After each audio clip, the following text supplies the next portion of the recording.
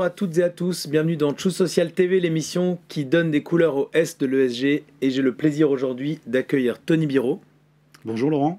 Tony, bienvenue, tu es cofondateur du cabinet Coefficience 3. Ça veut dire quoi, Coefficience 3? Alors Coefficience 3, c'est l'intelligence collective au copuissance 3. C'est-à-dire c'est du collaboratif, de la cohésion, de la coopération, de la co-construction. Donc c'est un cabinet que tu as cofondé en 2016. C'est ça.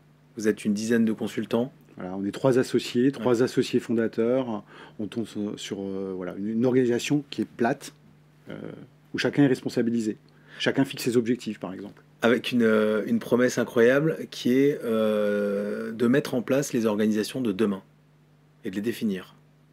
Oui. C'est ça? C'est quoi, du coup, c'est quoi l'organisation de demain? Je raconte juste la petite histoire. En 2016, on se fonde sur l'idée de l'intelligence collective, en se disant à l'époque, on y croit à fond, c'est notre expérience.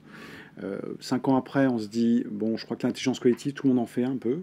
Et finalement, on se dit, bah, l'entreprise de demain se construit aujourd'hui, c'est-à-dire qu'elle doit être plus collaborative, plus innovante, plus agile, pour répondre à la complexité de son environnement, de son organisation. On en est loin?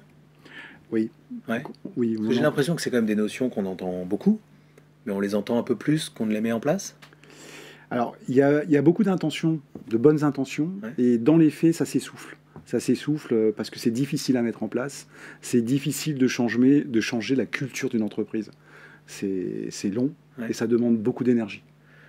Alors, l'organisation de demain, elle est donc collaborative, hiérarchie plate, elle a un management qui est renouvelé, c'est ça, et puis elle est digitale. Alors, je ne sais pas si on va tout aborder, mais peut-être, est-ce que tu peux nous décrire un petit peu et étayer ces différents points?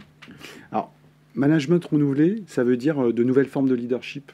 L'entreprise aujourd'hui doit répondre à des nouvelles aspirations sociétales, notamment des nouvelles générations. Et c'est vrai que le manager, on attend plus de lui du leadership engagé, du leadership responsable. Alors, ça veut dire quoi? Ça veut dire aligné avec les valeurs prônées par l'entreprise, mais vraiment traduites dans les faits et dans le management. Donc ça, c'est la première chose. Ça modifie sa posture? Ça modifie sa posture. Ça l'oblige à utiliser des modes plus collaboratifs. Ouais. Pour trouver des solutions. Ça l'oblige à être plus dans l'écoute, plus de bienveillance. Que tu me disais une posture basse, ça veut dire quoi une posture basse? Alors une posture basse, c'est celle du coach. Ouais. C'est-à-dire que c'est le manager qui accompagne ses collaborateurs pour les faire grandir, pour développer leurs talents. Et ça veut dire de l'écoute, le questionner, ne pas leur apporter tout de suite les solutions pour qu'ils les trouvent eux-mêmes, laisser la libre cours à la prise d'initiative, et puis surtout de la confiance. Construire la confiance. Ils ont quand même besoin, les collaborateurs, ils ont quand même besoin d'avoir un leader qui sait un peu où il va, qui a de la vision, qui peut prendre des décisions, enfin voilà, qui a une autorité. Ça, non, c'est plus la peine?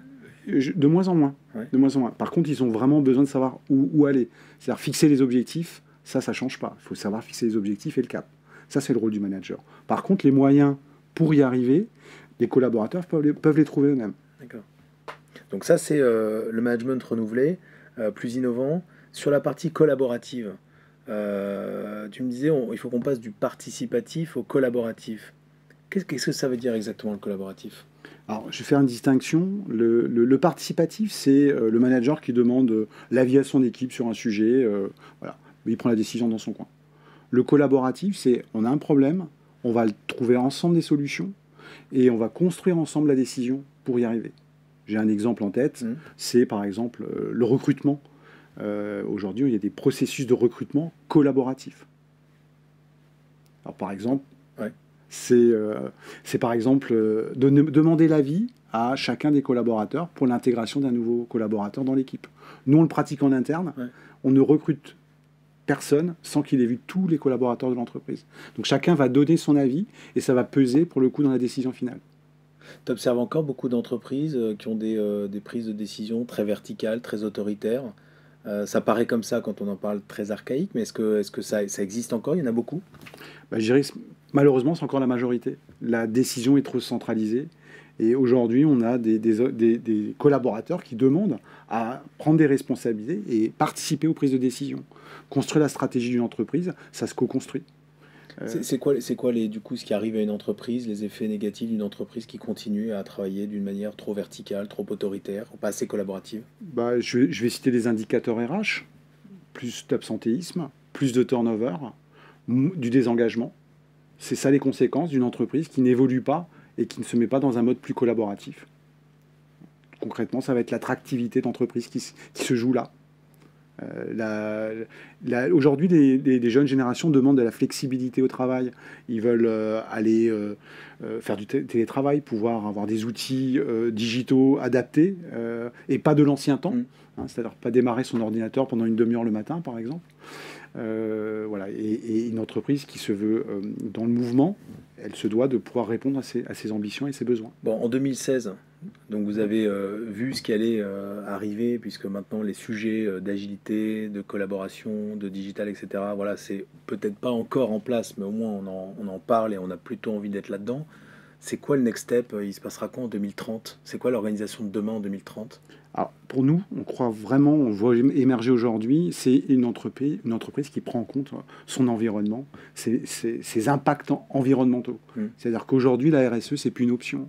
Et c'est pas juste un plan marketing, c'est vraiment des engagements, des actions prises en compte par tout le monde, et notamment par tous les managers. On parle d'alignement stratégique, en prenant en compte les enjeux environnementaux de demain. Ouais, et puis tu me disais, ça vient renouveler l'expérience collaborateur. Oui, parce que ça oblige à aller dans une relation à l'autre, entre le manager et le collaborateur, plus équilibrée, plus dans la confiance. Et aussi, on intègre mieux les outils digitaux, c'est-à-dire les outils digitaux dans les équipes pour mieux communiquer ensemble. Et ce qui permet aujourd'hui, par exemple, de faire du télétravail. Et on arrive à imaginer déjà les impacts organisationnels de ces sujets RSE qui sont en train de pénétrer les organisations. Oui, parce que ça se traduit par des actions, des nouvelles postures, des nouvelles organisations, où chacun s'y retrouve. C'est-à-dire qu'une entreprise qui est alignée avec ses valeurs, qui prône des valeurs RSE, doit se traduire dans les faits, et le collaborateur qui s'y retrouve, il reste. Par contre, quand il s'y retrouve plus, il quitte l'entreprise. Je lisais une statistique, 2/3 des salariés français dans les 2 dernières années ont pensé quitter leur entreprise. Pour une part, certains l'ont fait, et on voit que aujourd'hui, c'est une préoccupation forte des collaborateurs. Ouais, donc vous devez avoir un travail de dingue, parce que déjà, l'immense majorité des entreprises n'est même pas encore passée à l'entreprise d'aujourd'hui, que vous êtes en train de réfléchir à ce qui va se passer demain, quoi. Donc Oui. le terrain de jeu est absolument immense. Il est immense, et c'est pour rester et continuer à exister demain, il faut se remettre en question aujourd'hui. Merci beaucoup, Tony, d'avoir été avec nous aujourd'hui. Merci pour tous ces éclairages. Bonne journée à toutes et à tous.